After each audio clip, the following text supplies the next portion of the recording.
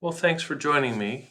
This session is going to be focused on APPR, which stands for the Annual Professional Performance Review, and just sort of an overview of year one and trying to help you set the stage for a successful year. So, two of the key resources that you should have access to with respect to APPR and the supervision and evaluation process in general are our APPR document along with our probationary teacher portfolio guidelines document. And just a snippet of each of these are displayed on this particular screen. Right now, I'm going to just show you how to navigate to get to these documents. So I'm just going to hit escape here. And if we go just to the regular district homepage at scarsdaleschools.org, you're going to come back up to this faculty and staff tab, and you're going to see APPR right here, Annual Professional Performance Review. If you click on that, it gives you a little bit of an overview. But what we really want to go to is to access the APPR document. And this document describes some background material, identifies the 8 New York State teaching standards, communicates that Danielson's framework for teaching is part of the underpinning of our process.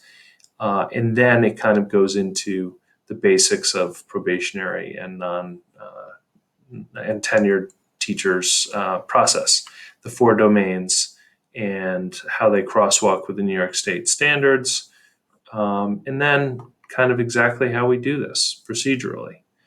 So I'll talk through this a little bit more. But you'll notice back up at the top of this document, it also links, page 2 here, links to portfolio.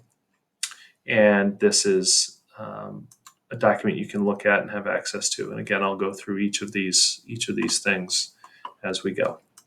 Okay. So if you want to have those documents open as we go through this, that's certainly a great idea. You can always hit pause, go get those documents, and then come back here. The portfolio document is also linked from the last slide that I'm going to show. All right. Well, before we get into the details of our particular process that we engage in terms of supervision and evaluation, I think it's worth stepping back and thinking a little bit about this word feedback and what does feedback mean. And normally, if we're gathered together, we would do a little exercise on this topic of feedback and think about how feedback is different than some other types of information that is shared. But I'm just going to go through this and focus on the idea that feedback is something that is value-free or value-neutral. It's objective. And primarily it's descriptive of a performance in relation to a goal or a set of known standards or criteria. Feedback is different from and distinct from guidance, which is advice. It can often be in the form of questions, suggestions, or encouragement.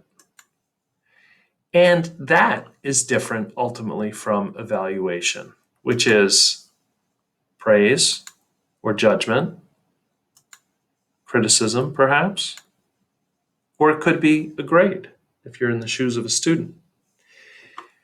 And I pause to talk about this because it's important to know, both as a teacher working with kids and engaging in these processes, but also as an educator who ultimately is evaluated, supervised and evaluated on an annual basis, that we are striving and believe that feedback is the clearest way that we can collaborate around growth.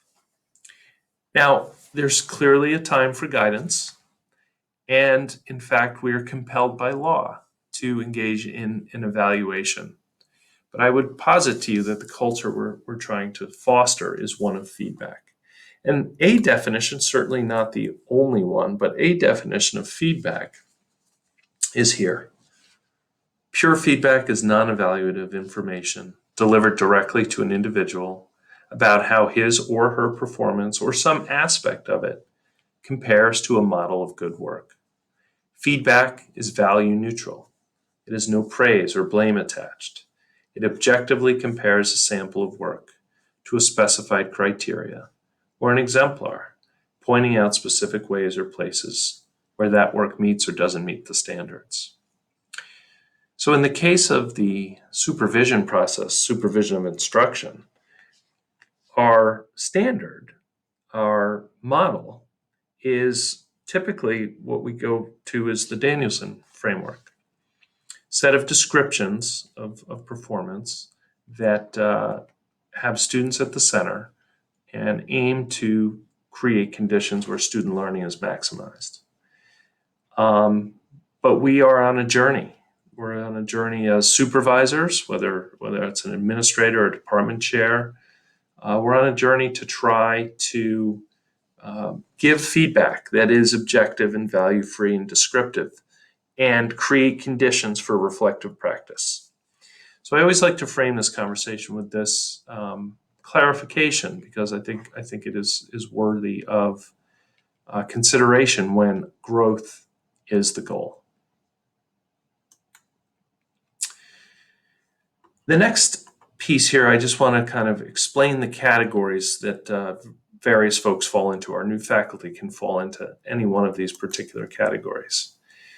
So we have probationary teachers, people who are on the tenure track, probationary faculty members. And that track is usually a 4-year journey.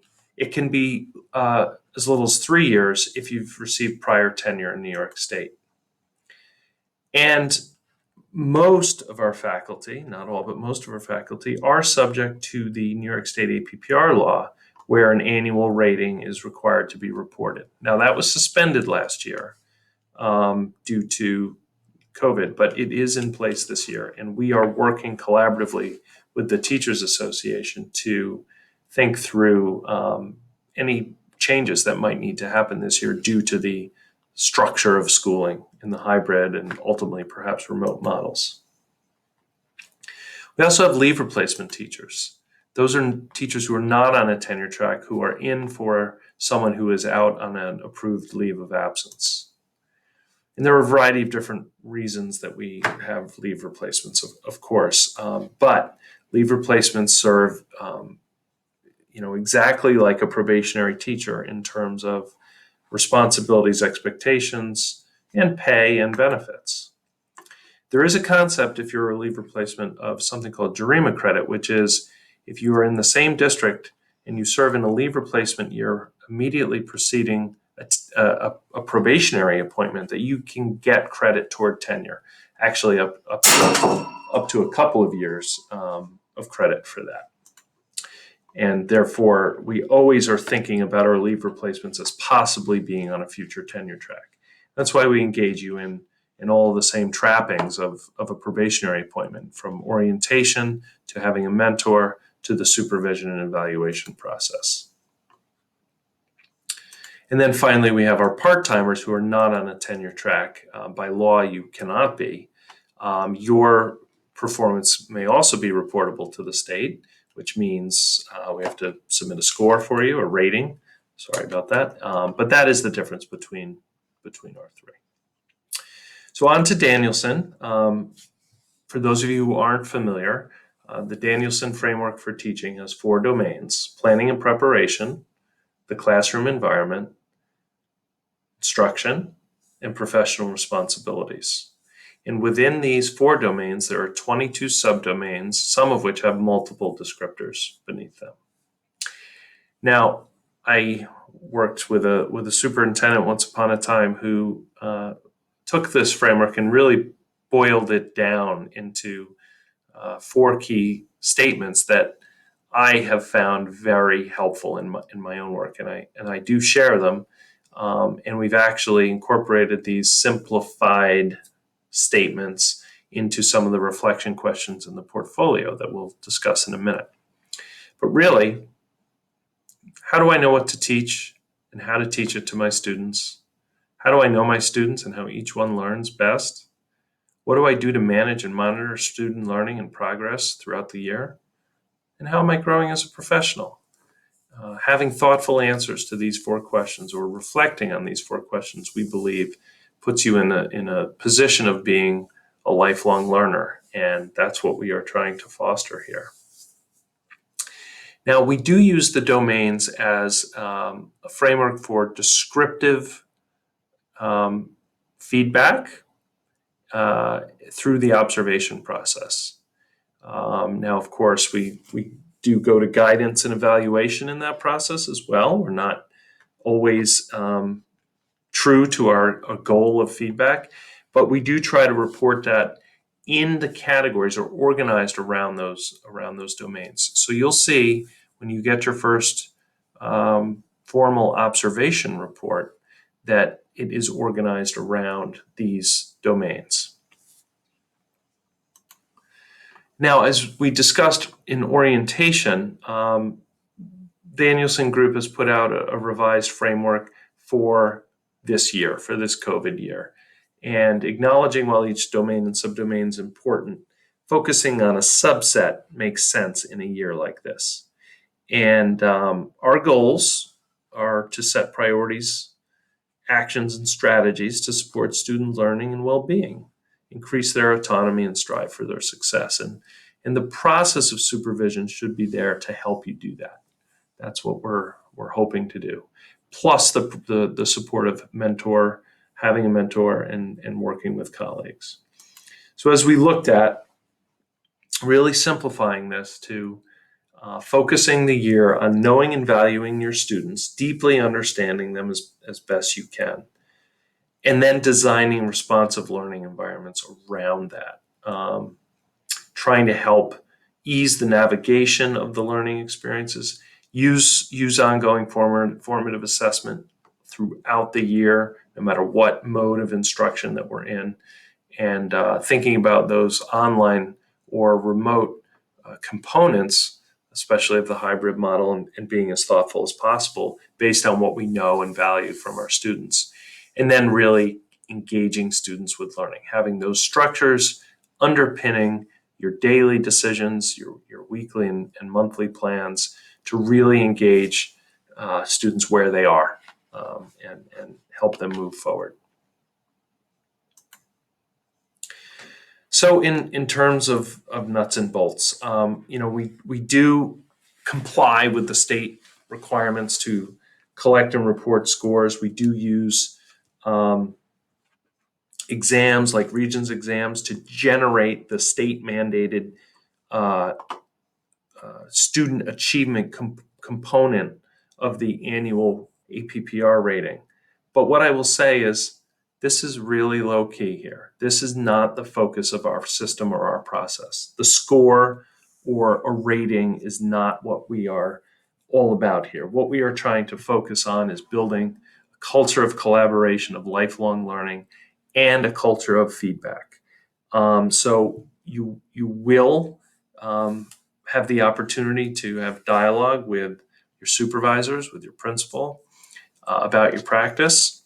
And we understand that the moments we're in your classroom, whoever that is, they are moments. This is not, no one of us is able to see the complete picture of your work as a professional. But we do try to look for a growth mindset. We are looking for people who will listen carefully to feedback, contribute to the discussion about practice, engage in reflective practice, and take all of that, synthesize it, and make changes to your practice. Getting back to the APPR document, as I said before, the sort of procedures are really laid out here, and you should take the time to review this. So I've just focused down here, which, depending on which school you are in, this is the collection of people who might be involved in your supervision process. We do use the Danielson rubric, as we've said. And typically what we're trying to do is complete 4 formal observations of each probationary or non-tenured teacher during the school year. And our expectation is that 2 of those are completed prior to the new year and 2 additional ones by May 1st. Again, that's our goal. And we do know we have some different discussions to have this year. So, for example, we are not sure if it's probably not appropriate to add a 14th person in the form of an administrator to observe in a classroom where 13 is the maximum to maintain social distancing. That just doesn't seem like a good idea this year. So we are working collaboratively to figure out a range of possibilities of how to observe your practice. It could be through a recording. It could be through the remote components of the hybrid model. We're still going to work on that and put more communication out about that. But we do intend to follow through with our supervision and feedback process. You also may have some less formal opportunities and perhaps even collaborations with your mentor in these same settings. If you're in a non-teaching position, these would be our psychologists, deans, things like that. We have a slightly different model, and again, that's all outlined right there. So please take some time to review that before you get too far into the year. Achieving tenure, just want to spend a moment on that. So the APPR process is certainly a factor. Your ability to demonstrate professional growth, be a collaborative team player, exercise good communication with your students and parents and families and so forth, and getting involved in the organization. Those are all things we're looking for. We believe feedback is essential. Those numbers and ratings are not the whole story. And achieving tenure in Scarsdale is considered tremendous. It's a rite of passage that not everyone experiences, but we do put great commitment behind supporting every new hire who's on the tenure track to get there, and we try to be as supportive as possible throughout. Really, the last thing I want to say in this screencast is a few words about the probationary portfolio. So this portfolio is a creation that is expected of each probationary teacher, and we do include our leave replacements in this because we believe it's a good experience, and you never know when you might be tapped for that tenure track position. But this is an opportunity, a format, to make those parts of your practice that are very difficult to see, that are really invisible to a supervisor, to make those parts of your practice visible to us. It gives you the opportunity to share and reflect on patterns of practice that you're experiencing, and to show how you are moving through these years as a reflective practitioner and seeking out your own growth and development. So the way this works is, and there'll be more specific information about this, opportunities to attend some stacks, getting support from your computer teachers. But essentially, what we look to do is to see an electronic record of curation, really, a curated record of some of the things that you think best exemplify those parts of your practice in each domain that are hard to see. For year one, the portfolio is essentially your project for the foundations class that you'll receive two STI credits for. So you'll have help throughout the way. And essentially, you look for creating a collection of evidence of practice around each of the 4 domains: planning and preparation, the classroom environment, instruction, and professional responsibilities, coupled with a reflective narrative that is a response to the questions that we pose. So in year one, we simply pose the question, why do you teach? It's a philosophy statement. In year 2, we move to the questions, how do you know what to teach and how to teach it? And how do you get to know your students and how each one learns? In year 3, we talk about how do you create a climate and culture for learning? How do you manage and monitor student learning and growth? And how do you foster your own growth?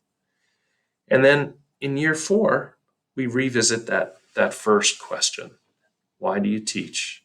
And we ask you to talk about how you've grown over the years. We ask you to reread that year 1 statement and consider the evolution you've made, the growth that you've made. And then finally, we ask you to think about what's next. We will have exemplars of these portfolios to share and plenty of advice. It's not year to year. It's not a recreation from scratch. It's a careful modification of what you've produced in year 1, maybe adding an artifact or replacing one, or using an artifact to show how you've grown from year 1 to year 3, let's say. But we will work with you throughout to develop that in a meaningful way.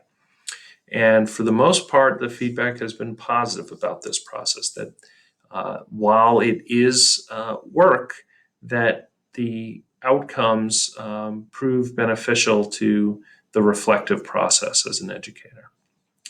So that is a brief overview of the APPR process, the year 1 supervision and evaluation process, and certainly more details will come through your direct interaction with your supervisors, whether they be department chairs, assistant principals, principals, and so forth. If you do have any questions, I do look forward to having the chance to address those with you if you want to reach out to me. And I look forward to our opportunities to gather together during the year. Good luck. Have a great first year.